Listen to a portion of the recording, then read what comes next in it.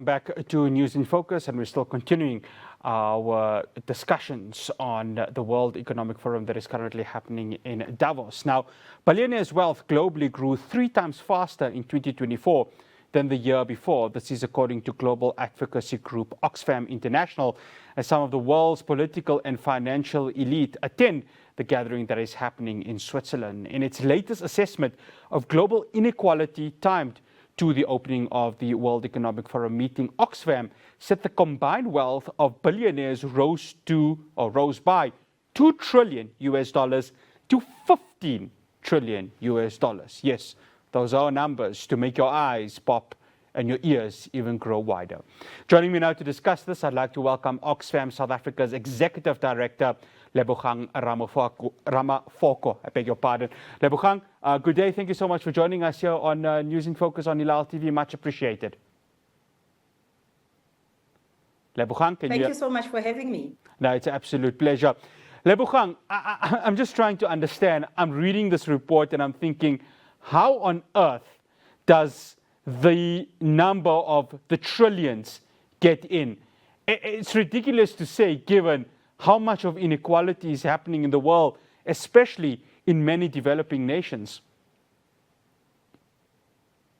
You are indeed correct. I mean, the number of trillionaires have risen for a number of reasons.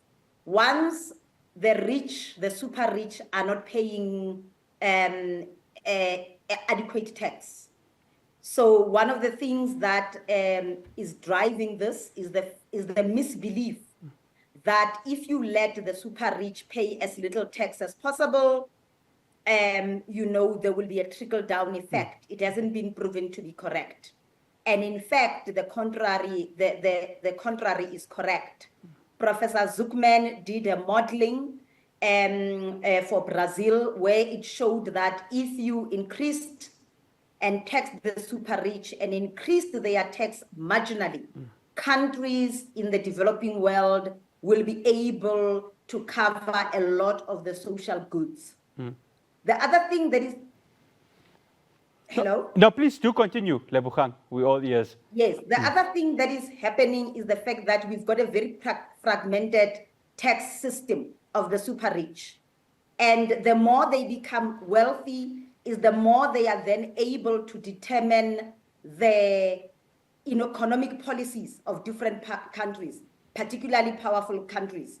We are seeing some of these trillionaires and billionaires getting into governments. And of course, when they are getting into governments, they are going to advance the needs of the rich. But they have also, this is unearned wealth. Our inequality report shows that even younger billionaires, younger super rich, are getting rich because of their connections. They are also inheriting a lot of wealth from their families. Now, for countries like Africa and the globe, a lot of this wealth was amassed through colonization and apartheid. This was not hard work. This is people who have gotten into developing countries or the global majority, because the reason why we are developing is due to colonization. It's not like we are behind. It's because of the plunder that happened. If you look at the wars that are being fought all over Africa, the poverty where some of these mines are, is that minerals are extracted under the earth using cheap labor from Africans in the main or people in the global south. And so even this recurring wealth was not gained by hard work. It was as a result of exploitation. So you cannot be looking at it and saying that the playing field was equal from the beginning. But more importantly, we are having another problem of global warming and climate change. And the richest polluters are paying the least and are not even prepared to increase their payment when the effects are felt by those in the global majority, again, in the global south. And so we are having a form of an economic system that puts profit by a few at the expense of people. It's profit before people and planet. And that is what is wrong with the equation as we see it. Lebogang, President Cyril Ramaphosa, of course, he now takes over as the G20 president, and he's reiterated that there should be a 15% tax for these very same billionaires, or one can even call them trillionaires, if we had to look at this Oxfam report. In a perfect world, I mean, this should be happening, but this is going to be a long challenge, isn't it? Asking these very same rich to go ahead and give up 15% of their contributions up. One can see this really being a tough task right there.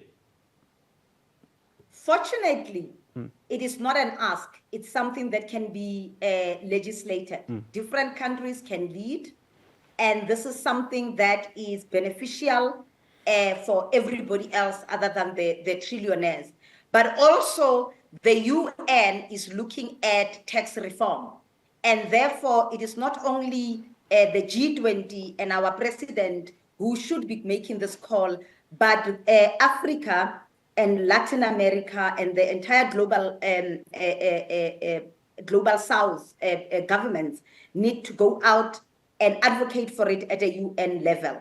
But in Africa, what we must also be talking about over and above taxing the super rich is the issue of debt and debt restructuring. A lot of the countries that are unable to feed their citizens right now are sitting with a lot of these loans that are from international financial institutions. There is no transparency to the citizens around the terms of these loans. And almost, if not all, countries that have taken these loans are then paying so much back with loans and terms that are unfavorable. And as a result, these loans or these countries are dictated to by the loans around what we call austerity measures, or what governments can spend. And therefore, the issue of paying more tax by the super rich is not going to work if it is the only measure. It is not going to work if the UN does not make sure that there is a universal tax reform. It won't work if we don't also challenge the issue of debt in Africa, the issue of debt and loans that are given to African countries and what they make, how they enslave African countries, but also the issue of illicit financial flows in Africa. Those must go in tandem with each other. Lebogang, of course, like you and myself, we were watching the US president inauguration of Donald Trump, and we saw the billionaire boys club that were there. Jeff Bezos, Mark Zuckerberg, and of course, his closest ally, Elon Musk. And I can't help but wonder that if there were any chance to make equality a reality, that picture right over there with all of them sitting together just seems a distant reality. If we have heads of state like Donald Trump that are going to insist that capitalism needs to trump over everything, really getting to that equality is going to be a hard task. And that in itself will just show by 2025, these trillionaire wealths could be even larger than what we expect it to be. I wish you were imagining it, and you were not talking about something. Well, we can't imagine it, unfortunately. Yes, you are correct. I wish you were imagining it and it wasn't part of our lived reality. Unfortunately, it is. And organizations like Oxfam, even last year, was talking about the rise of oligarchs and how oligarchs are going to determine and take over democracy. And they are going to determine the future of the world and the future of politics, where it is going to be power for the few rather than power for the people. And we need to ask ourselves, as the rest of the world, particularly those of us who are in the global south, about what this means. And we need to problematize the issue, and we need to speak about it.